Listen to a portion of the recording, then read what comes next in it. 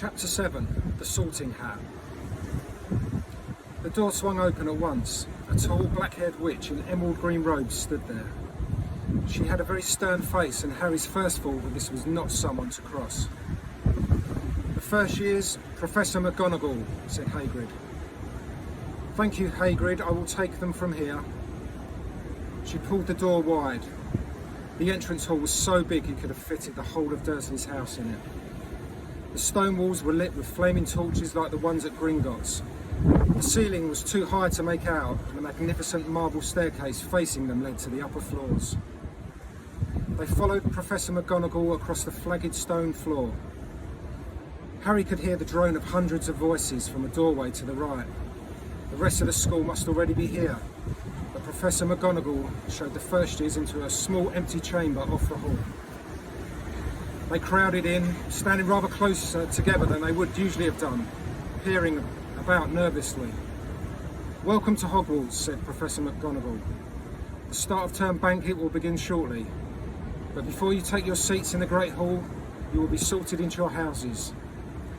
The sorting is a very important ceremony because, while you are here, your house will be something like your family within Hogwarts. You will have classes with the rest of your house, sleep in the house dormitory, and spend free time in your house common room. The 4 houses are called Gryffindor, Hufflepuff, Ravenclaw, and Slytherin. Each house has its own noble history, and each has produced outstanding witches and wizards. While you are at Hogwarts, your triumphs will earn your house points, while any rule breaking will lose house points. At the end of the year, the house with the most points is awarded the House Cup, a great honour. I hope each of you will be a credit to whichever house becomes yours. The sorting ceremony will take place in a few minutes in front of the rest of the school. I suggest you all smarten yourselves up as much as you can while you're waiting." Her eyes lingered for a moment on Neville's cloak, which was fastened under his left ear, and on Ron's smudged nose. Harry nervously tried to flatten his hair. "I shall return when we are ready for you," said Professor McGonagall. "Please wait quietly." She left the chamber. Harry swallowed. "How exactly do they sort us into houses?" he asked Ron. "Some sort of test, I think. Fred said it hurts a lot, but I think he was joking." Harry's heart gave a horrible jolt. A test? In front of the whole school? But he didn't know any magic yet. What on earth would he have to do? He hadn't expected something like this the moment they had arrived. He looked around anxiously and saw that everyone else looked terrified too. No one was expecting it much except Hermione Granger, who was whispering very fast about all the spells she'd learned and wondering which one she'd need. Harry tried hard not to listen to her. He'd never been more nervous, never. Not even when he'd taken a school report home to the Dursleys saying that he'd somehow managed to turn his teacher's wig blue. He kept his eyes fixed on the door. Any second now, Professor McGonagall would come back and lead him to his doom. Then something happened which made him jump up about a foot in the air. Several people screamed. "What the?" He gasped. So did the people around him. About 20 ghosts had just streamed through the back wall. Pearly white and slightly transparent, they glided across the room, talking to each other and hardly glancing at the first years. They seemed to be arguing. What looked like a fat little monk was saying, "Forgive and forget, I say. We ought to give him a second chance." "My dear Friar, haven't we given Peeves all the chances he deserves? He gives us all a bad name, and you know, he's not even really a ghost. I say, what are you all doing here?" A ghost wearing a ruff and tights had suddenly noticed the first years. Nobody answered. "New students," said the fat friar, smiling around at them. "About to be sorted, I suppose." A few people nodded mutely. "Hope to see you in Hufflepuff," said the friar. "My old house, you know." "Move along now," said a sharp voice. "The sorting ceremony is about to start." Professor McGonagall had returned. One by one, the ghosts floated away through the opposite wall. "Now, form a line," Professor McGonagall told the first years, "and follow me." Feeling oddly as though his legs had turned to lead, Harry got into the line behind the boy with sandy hair, and with Ron behind him, they walked out to the chamber, back across the hall and through a pair of double doors into the great hall. Harry had never imagined such a strange and splendid place. It was lit by thousands and thousands of candles, which were floating in mid-air over 4 long tables, where the rest of the students were sitting. These tables were laid with glittering gold plates and goblets. At the top of the hall was another long table where the teachers were sitting. Professor McGonagall led the first years up here, so that they came to a halt in a line facing the other students, with the teachers behind them. The hundreds of faces staring at them looked like pale lanterns in the flickering candlelight. Dotted here and there among the students, the ghosts shone misty silver.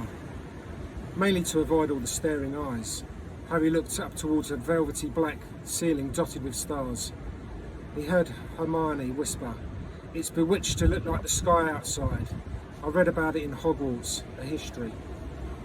It was hard to believe that there was a ceiling there at all, and that the Great Hall didn't simply open up onto the heavens. Harry quickly looked down again as Professor McGonagall silently placed a 4-legged stool in front of the first years. On top of the stool she put a pointed wizard's hat. This hat was patched and frayed and extremely dirty. Aunt Petunia wouldn't have left it in the house. Maybe they had to try and get a rabbit out of it, Harry thought wildly. That seemed the sort of thing. Noticing that everyone in the hall was now staring at the hat, he stared at it too. For a few seconds there was complete silence. Then the hat twitched. A rip near the brim opened wide like a mouth, and the hat began to sing. "Oh, you may not think I'm pretty, but don't judge on what you see. I'll eat myself if you can find a smarter hat than me. You can keep your bowlers black, your top hat sleek and tall, for I'm the Hogwarts sorting hat, and I can cap them all. There's nothing hidden in your head the sorting hat can't see, so try me on and I will tell you where you ought to be. You might belong to Gryffindor, where dwell the brave at heart. Their daring, nerve and chivalry set Gryffindors apart. You might belong in Hufflepuff, where they are just and loyal. Those patient Hufflepuffs are true and unafraid of toil. Or yet in wise old Ravenclaw, if you have a ready mind, where those of wit and learning will always find their kind. Or perhaps in Slytherin you'll make your real friends. Those cunning folk use any means to achieve their ends. So put me on, don't be afraid, and don't get in a flap. You're in safe hands, though I have none, for I'm a thinking cap." The whole hall burst into applause as the hat finished its song. It bowed to each of its 4 tables and then became quite still again. "So we've just got to try on the hat," Ron whispered to Harry. "I'll kill Fred, he was on about wrestling a troll." Harry smiled weakly. Yes, trying on the hat was a lot better than having to do a spell, but he did wish they could have tried it on without everybody watching. The hat seemed to be asking rather a lot. Harry didn't feel brave or quick-witted at all at any moment. If only the hat had mentioned a house full of people who felt a bit queasy, that would have been the one for him. Professor McGonagall now stepped forward holding a long roll of parchment. "When I call your name you will put on the hat and sit on the stool to be sorted," she said. "Abbott Hannah." A pink-faced girl with blonde pigtails stumbled out of line, put on the hat which fell right down over her eyes and sat down. A moment's pause. "Hufflepuff," shouted the hat. The table on the right cheered and clapped as Hannah went to sit down on the Hufflepuff table. Harry saw the ghost of the fat friar waving merrily at her. "Bones, Susan." "Hufflepuff," the chat shouted again, and Susan scuttled off to sit next to Hannah. "Boot, Terry." "Ravenclaw." The table second from the left clapped this time. Several Ravenclaws stood up to shake hands with Terry as he joined them.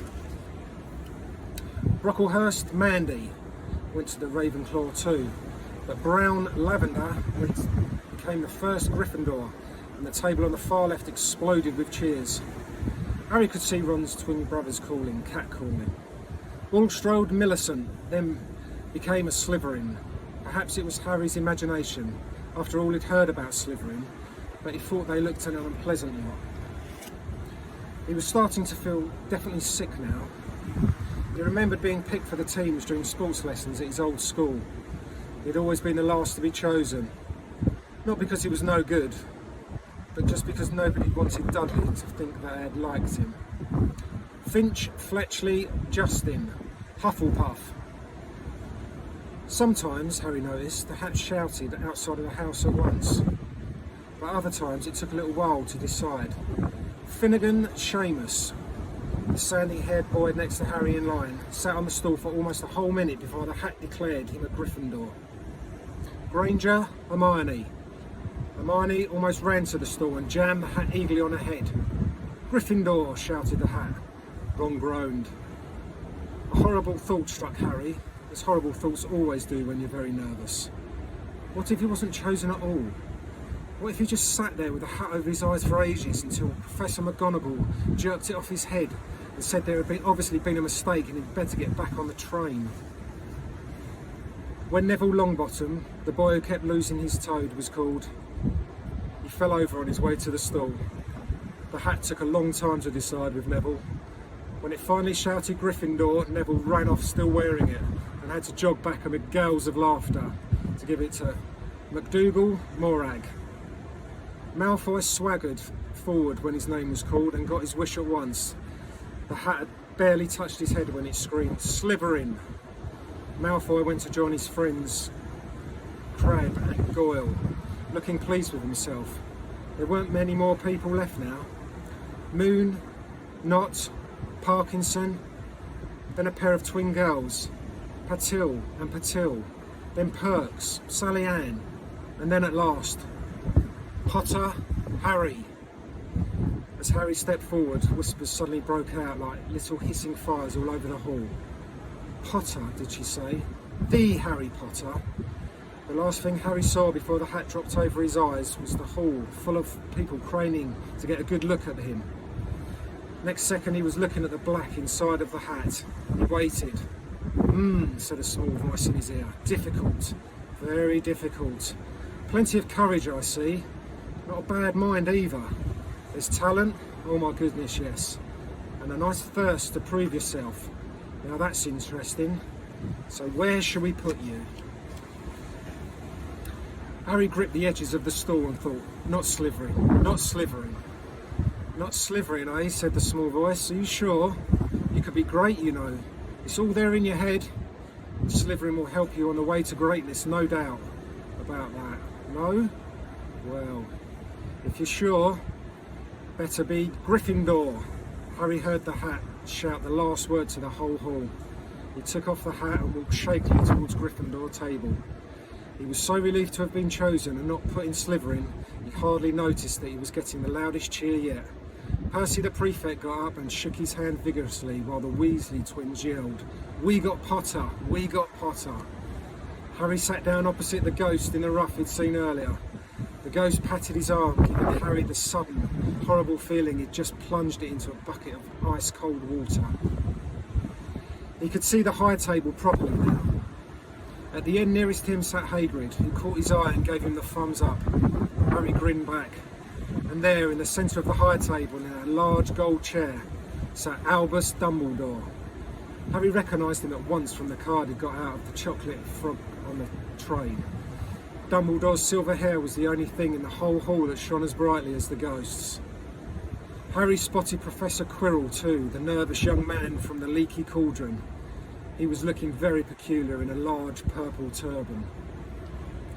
And now there were only 3 people left to be sorted. Turpin Lisa became a Ravenclaw, and then it was Ron's turn. He was pale green by now. Harry crossed his fingers under the table, and a second later the Hat shouted, "Gryffindor!" Harry clapped loudly with the rest as Ron collapsed into the chair next to him. "Well done, Ron. Excellent," said Percy Weasley pompously across Harry as Zabini Blaze was made into a Slytherin. Professor McGonagall rolled up her scroll and took the sorting hat away. Harry looked down at his empty gold plate. He had only just realised how hungry he was. The pumpkin pasties seemed ages ago. Albus Dumbledore had got to his feet.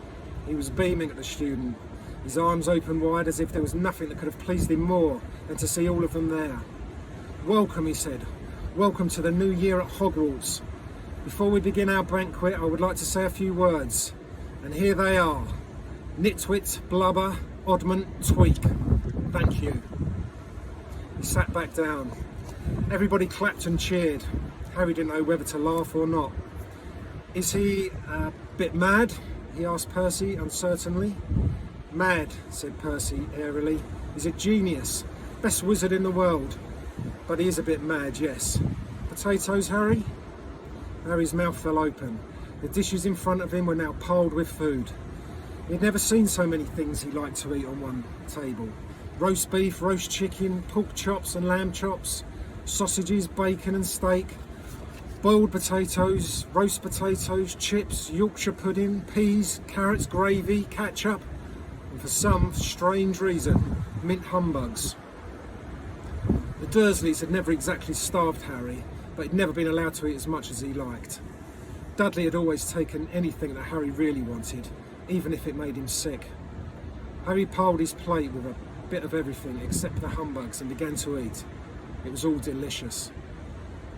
"That does look good," said the ghost in a ruff sadly, watching Harry cut up his steak. "Can't you—" "I haven't eaten anything for nearly 500 years, said the ghost. "I don't need to, of course, but one does miss it. I don't think I've introduced myself. Sir Nicholas de Mimsy Porpington, at your service, resident ghost of Gryffindor Tower."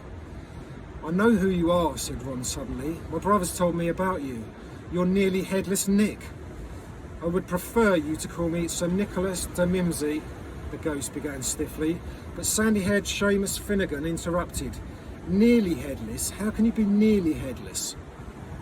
Sir Nicholas looked extremely miffed, as if the little chap wasn't going all the way he wanted. "Like this," he said irritably. He seized his left ear and pulled. His whole head swung off his neck and fell onto his shoulder as if it was on a hinge. Someone had obviously tried to behead him, but not done it properly. Looking pleased at the stunned looks on their faces, nearly headless Nick flipped his head back onto his neck, coughed and said, "So, new Gryffindors. I hope you're going to help us win the house championship this year. Gryffindor have never gone so long without winning. Slytherin have got the cup 6 years in a row. The bloody Baron's become almost unbearable. He's the Slytherin ghost."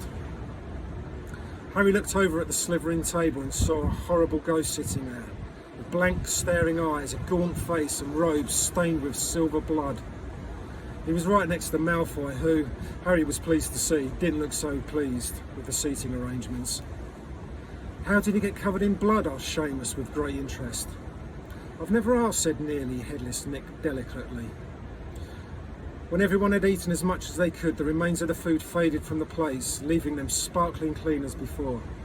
A moment later, the puddings appeared, blocks of ice cream in every flavour you could think of, apple pies, treacle tarts, chocolate eclairs and jam donuts, trifle, strawberries, jelly, rice pudding. As Harry helped himself to a treacle tart, the talk turned to their families. "I'm half and half," said Seamus. "My dad's a muggle. Mum didn't tell him she was a witch until after they were married. Bit of a nasty shock for him." The others laughed. "What about you, Neville?" said Ron. "Well, my gran brought me up and she's a witch," said Neville. "But the family thought I was a muggle for ages. My great-uncle Algie kept trying to catch me off guard and force some magic out of me. He pushed me off the end of Blackpool Pier once. I nearly drowned, but nothing happened until I was 8. Great-uncle Algie came round for tea and he was hanging me out of the upstairs window by the ankles, mate. But my great-auntie Enid offered him a meringue and he accidentally let go. But I bounced all the way down to the garden and into the road. They were really pleased. Gran was crying, she was so happy, and you should have seen their faces when I got in here. They thought I might not be a magic enough to come, you see. Great-uncle Algie was so pleased he bought me my toad." On Harry's other side, Percy Weasley and Hermione were talking about lessons. "I do hope they start straight away, there's so much to learn. I'm particularly interested in transfiguration, you know. Turning something into something else, of course. It's supposed to be very difficult. You'll be starting small, just matches into needles, and that sort of thing." Harry, who was starting to feel warm and sleepy, looked up at the high table again. Hagrid was drinking deeply from his goblet.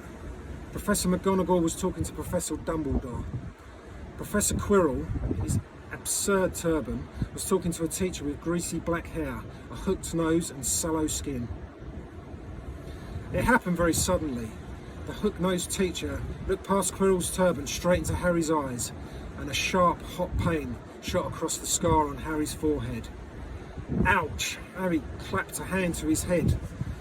"What is it?" asked Percy. "Nothing." The pain had gone as quickly as it had come. Harder to shake off was the feeling Harry had got from the teacher's look, a feeling that didn't like Harry at all. "Who's that talking to Professor Quirrell?" he asked Percy. "Oh, you know Quirrell already, do you? No wonder he's looking so nervous. That's Professor Snape. He teaches potions, but he doesn't want to. Everyone knows he's after Quirrell's job. Knows an awful lot about the dark arts, Snape." Harry watched Snape for a while, but Snape didn't look at him again. At last the puddings too disappeared and Professor Dumbledore got to his feet. The hall fell silent. Just a few more words now. We are all fed and watered. I have a few start of term notices to give you. First years should take note that the forest in the grounds is forbidden to all pupils, and a few of our older students would do well to remember that as well. Dumbledore's twinkling eyes flashed in the direction of Weasley's twins. I've also been asked by Mr. Filch, the caretaker, to remind you all that no magic should be used between classes in the corridors. Quidditch trials will be held in the second week of term. Anyone interested in playing for the house teams should contact Madam Hooch. And finally, I must tell you that this year the third floor corridor on the right hand side is out of bounds to everybody who does not wish to die in a very painful death. Harry laughed, but he was one of the few that did. "He's not serious," he muttered to Percy. "Must be," said Percy, frowning at Dumbledore. "It's odd, because usually he gives us a reason why we're not allowed to go somewhere. The forest full of dangerous beasts, everyone knows that. I do think he might have told us prefects, at least." "And now, before we go to bed, let us sing the school song," cried Dumbledore. Harry noticed that the other teachers' smiles had become rather fixed. Dumbledore gave his wand a little flick as if he was trying to get a fly off the end, and a long golden ribbon flew out of it, which rose high above the tables and twisted itself snake-like into words. "Everybody pick their favourite tune," said Dumbledore, "and off we go." And the school bellowed, "Hogwarts, Hogwarts, Hoggy Woggy Hogwarts, teach us something please. Whether we be old and bald or young with scabby knees, our heads could do with filling with some interesting stuff, for now they're bare and full of air, dead flies and bits of fluff. So teach us things worth knowing, bring back what we've forgot.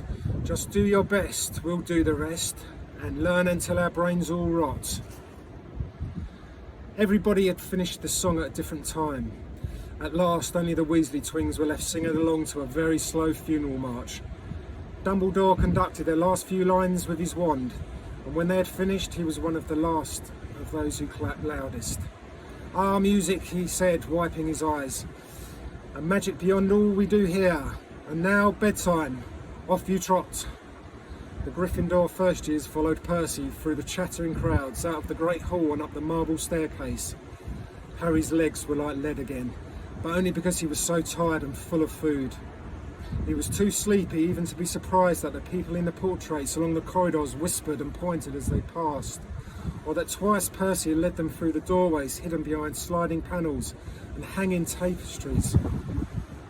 They climbed the more stairs, yawning and dragging their feet, and Harry was just wondering how much further they had to go when they came to a sudden halt. A bundle of halting sticks was floating in mid-air in front of them, and as Percy took a step towards them, they started throwing themselves at him. "Peeves," Percy whispered at the first years, "a poltergeist." He raised his voice. "Peeves, show yourself." A loud, rude sound like the air being let out of a balloon answered. "Do you want me to go to the Bloody Baron?" There was a pop and a little man with whipped dark eyes and a wide mouth appeared, floating cross-legged in the air, clutching the walking sticks. "Ooh," he said with an evil cackle. "Ickle thirsties, what fun." He swooped suddenly at them. They all ducked. Go away, Peeves, or the Baron will hear about this. I mean it, barked Percy. Peeves stuck out his tongue and vanished, dropping the walking sticks on Neville's head. They heard him zooming away, rattling coats of armour as he passed. You want to watch out for Peeves, said Percy as they set off again. The bloody Baron's the only one who control him. He won't even listen to us prefects. Here we are. At the very end of the corridor hung a portrait of a very fat woman in a pink silk dress. Password, she said.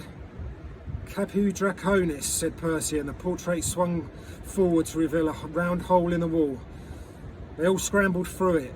Neville needed a leg up, and they found themselves in the Gryffindor common room, a cosy round room full of squashy armchairs. Percy directed the girls through the one door to their dormitory and the boys through another. At the top of the spiral staircase they were obviously in one of the towers. They found their beds at last. 5 four-posters hung with a deep red velvet curtains. Their trunks had already been brought up.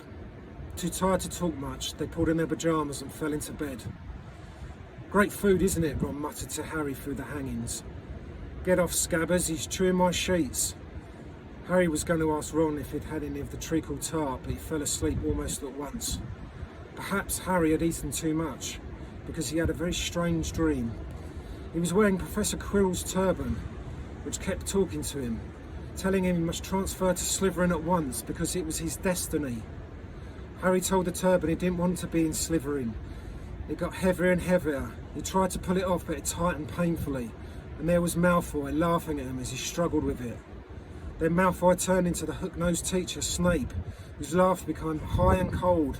There was a burst of green light and Harry woke, sweating and shaking. He rolled over and fell asleep again, and when he woke next day, he didn't remember the dream at all.